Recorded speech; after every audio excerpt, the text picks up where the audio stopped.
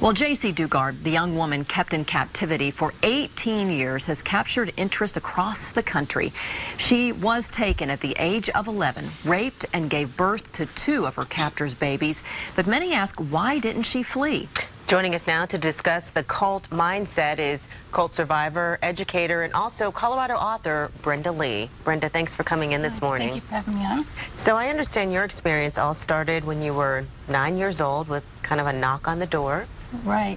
Yeah, basically I had a very normal childhood up until the age of 9, and then there was a knock on the door, and my mother, who was a Methodist Sunday school teacher at the time, started studying with Jehovah's Witnesses.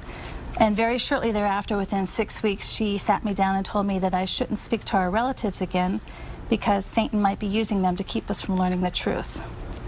So in what way did your childhood change from that point on? Well, you know, everything changed dramatically for me. I remember not only did I lose my relatives, but I was forced to give up all of my holidays and my birthdays and all of my so-called worldly friends, people that weren't Jehovah's Witnesses, for the next 10 years. So you couldn't go outside to play with them? That's correct. I wasn't allowed to associate with any of my relatives, including the cousins I had grown up with. Gosh. At that point. And what kind of effect did they have on you? Well, you know, it was really difficult for me. I remember really struggling to survive emotionally, and one of the things I did do is I journaled, and I couldn't keep my journal in the house, so I hid it in a log in the forest, and this is it. It actually still has my baby teeth taped inside of it. Oh my goodness.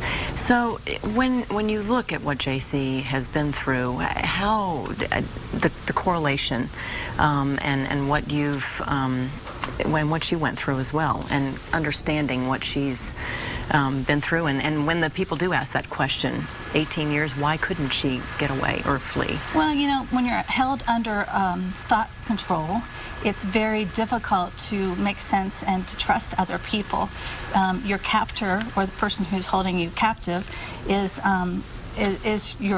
everything to you, and you feel a sense of isolation. You feel threatened in a lot of emotional and physical ways, possibly.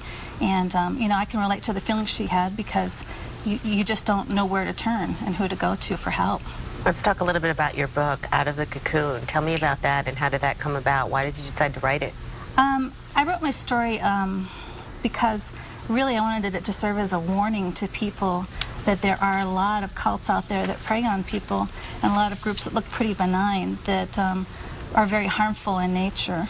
And I also wrote it as a message to my son to help him understand me and where I came from, because he doesn't know my family at all. Mm-hmm. Wow. Well, we want to thank you, Brenda, for joining us today. Okay. Thank you very much. And if you would like to learn more about Brenda's book, Out of the Cocoon, we've posted a link to her website and the links and info section of CBS4Denver.com.